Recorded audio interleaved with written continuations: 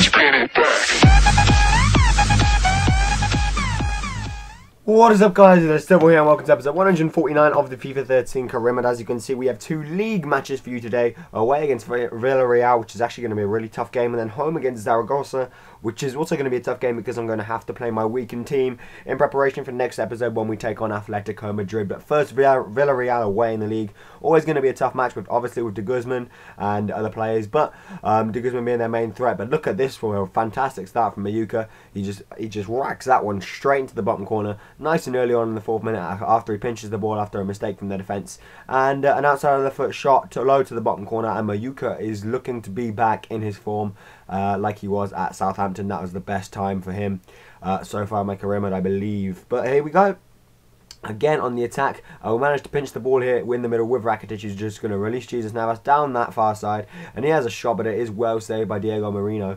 And yeah, it was about time for Villarreal to go on the attack, but we managed to stop most of their attacks nice and early in the first half, whether it be through defensive or midfield tackles. But unfortunately here they did get forward. Perez obviously dawdling a little bit in the ball, managing Corker managing to nick it, and then here we go down this near side with my free agent on the ball, giving it to Aaron Cuesro, who is well forward here, and unfortunately the fake shot doesn't come off, but we do win a corner from it, and unfortunately nothing comes from the corner, as you are about to see here. It just goes straight out. But here we go again. Royce Lozano this time picking it up and having a brilliant strike on goal that just flies into the top corner. And in the 32nd minute we have a 2-0 lead, and I am ready and up and waiting for Villarreal's first real attack of the match. It does come here. Canteros unfortunately tackled for him by De Vrij, and we do eventually manage to play the ball out of danger.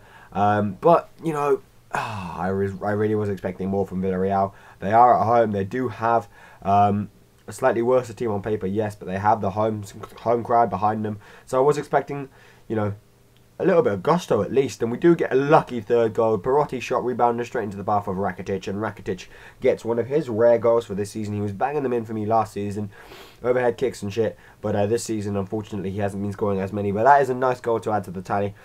3-0 already. Villarreal look down and out, and we move into the second half with one final attack, but the keeper manages to save well. So here it is in the second half. We started De Rossi here, oh no, just Rossi, sorry, getting forwards for Villarreal, galloping into the empty space, and now it looks like they could score a sweaty goal, but a fantastic challenge from Steven Corker to put that to bed even. And we go straight in the counter attack. Nano Welbeck here, obviously using his pace as an advantage. Mayuka playing a lovely 1-2 with him, and for some reason the computer locked onto it that my other striker, as you saw there in the middle, should be Perotti.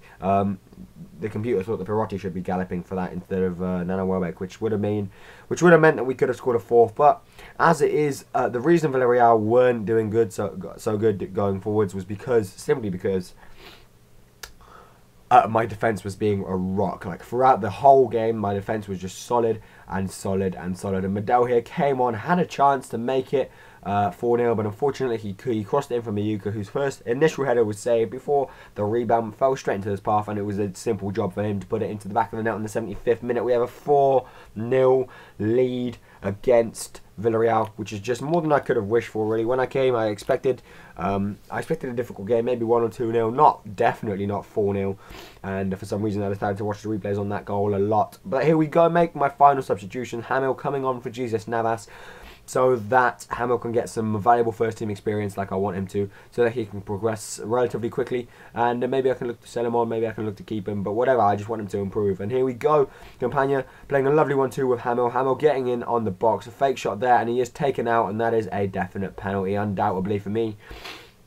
The referee points to the spot, and there is only one man that can take this. The keeper can complain all he wants. There's only one man that will take this penalty for us. And after they make these substitutions, you will see that Hamil, who won the penalty, will be taking it. My man Hamil is going to have a nice little penalty. He's going to step up here and he is going to fire it straight into the bottom right corner. I lied, straight into the middle of the goal. Then in the 90th minute we have a 5th goal, and 5-0 is going to be the final score, as you are going to see in a minute here.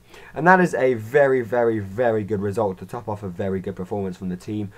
Throughout the team, in the midfield especially, and at the back we were very solid. Obviously the forwards grabbing all the goals was just fantastic, and this win will prove a really big win for us to sort out our goal difference in the league.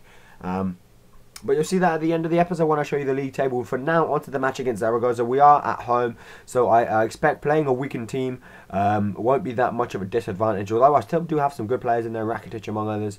But here we go, my old centre-half Espinosa visits Sevilla again. And here the home crowd are just going to boo him every time he gets the ball, aren't they? But we start off fantastically. Gorente giving the ball to Hamo, who gets a start in this match. And his shot is well saved by Victor. But just a little bit of an insight into what Hamo can do. Again, he gets the ball here and he turns and has a shot, but it is blocked by the defenders. And I really want Hamo to get another goal. The more goals he gets, the quicker he will improve. That is my, I was going to say ratio. I meant motto. That is my line. That is my thing that I keep saying. But unfortunately, we give the ball away in our own half. Valencia with a fantastic ball. Out wide, this guy ran inside, but we did manage to eventually get a tackle in. But look at this. I hate this. They just managed to keep the ball. And eventually, you know, we did have to force it out for a corner. But that's just stupid. If they sit on the ball, when they're down and they sit on the ball, I hate that. It really annoys me. But from the corner, they whip it in. And they do get a header to it and actually goes out for another corner. But luckily, they didn't score. And from the second one, they just mucked things up even more. They go short and the guy just kicks it straight out. So well done to him. But we wanted a goal. We were pushing for it. And the home crowd were getting behind us. We weren't having many chances. But, you know, I felt that a goal was definitely coming. We were having more than Zaragoza. So I really did expect the goal to come anytime soon. And we were playing better than the other team. Not much better, but we were playing better. And here, Hamo getting on the ball. Unfortunately, he didn't quite know what to do. A little bit of inexperience starting to creep in. But he makes a run inside. Perhaps keeping the ball for too long. Probably should have released that a little bit earlier. And there it is. That's why I want him to get experience, you know, because next time he'll know what to do in that situation. But here we go, Hamo crossing it in, and how did Guarente miss that? A fantastic run by Hamo down that wing, and it really should have been 1-0 to us. But we'll move into the second half, 0-0. So be it. And here we go, Cicinho getting forwards, putting a wonderful ball to Luis Alberto, who plays out wide to Guarente, who unfortunately gets tackled. And again, it was just that final, you know, that precision in the final third that we were lacking that was stopping us. Monkhouse with a brilliant tackle there, and unfortunately Zaragoza take a lead in the 62nd minute. They grab a goal. At this point I was thinking, right, time to make some substitutions, bring on the experienced players. I bought off Reyes and I bought off Guarente for Campagna and Perotti, 2 regular starters, and they had a big impact straight in the match. Campagna here getting forwards well, going through, finding the pass out wide to Hamo. Hamo coming inside, trying to find a pass through the middle, but unfortunately again inexperience creeping in. You know, my Perotti would have known to put that out wide, but as it is, we keep the ball here. Rakitic and Javi Hervas linking well, and then a fantastic ball to Campagna, and woo, yeah, boy. It's another penalty. Another penalty. Brilliant work by Campagna, who has just came on. So from one super sub to another, Diego Perotti is going to step up. He's not going to give it to Hamo this time, and he's going to dispatch that fantastically into the left corner of the goal. 72nd minute, and we have an equalising goal, and now we can push on and win. And that was the case when Campagna and Perotti came on. They gave us They gave us the edge that we were lacking before. They gave us the confidence to go forwards, and we suddenly started getting balls in the box. We started playing passes properly. We started having shots at goal, which was the more important thing. We just kept the ball throughout at the back as well. We were solid. But Hamo with another fantastic run, cut back inside, and look at this. Can he score? No. Maybe experience would have known to put that in the other part, in the top right corner, but he went for the bottom left. And as it was, we stayed 1-1. We had one final chance here with a fantastic through ball again to Hamo, who was active throughout in this entire match. And he put the ball into Campagna, who just couldn't get out of his feet to shoot. But oh, the ball nearly came to Luis Alberto. He retained it. He's going to cut back and shoot. But unfortunately, it was blocked by Espinosa, who was having a good match for Zaragoza. My old centre-half was playing well against me. Rakitic again, keeping the ball, giving it to Campagna. Campagna having a shot. And unfortunately, it was well saved. Otherwise, it would have been a brilliant decision by me to put on Campagna and Perotti at the same time. And we are still attacking from the corner. We didn't get anything straight away, but Hamo, a beautiful ball in, and ooh, across to Javi Hervas, who was blocked initially, and then Espinosa does eventually just rocket that one out. And as you are going to see here in a minute, guys, the final score in the match was 1-1, which isn't really a good result, But in other ways it was a good result. You know, we were lacking the performance this match, lacking the attacking edge in the final third, and you know, I think a draw is well deserved. Unfortunately, Luis Alberto is out for 5 days, nothing too major, so he should be right back into the team next game. But anyway, guys, I want to thank you all for watching. It is coming towards the end of the episode now. A little bit of good news: as one player goes into injury, another comes out, and Nassim Ben Khalifa is cleared from his injury, so he can rejoin the first team squad, which is just brilliant news, fantastic news for us.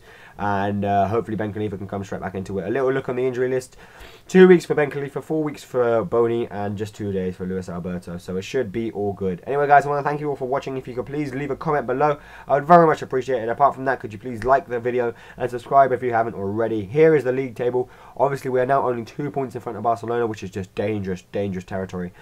We need to win all our games, guys. I am not losing the league title this time. I am definitely not losing the league title this time. So anyway, guys, like I said, thanks for watching, and I will see you next time. Bye!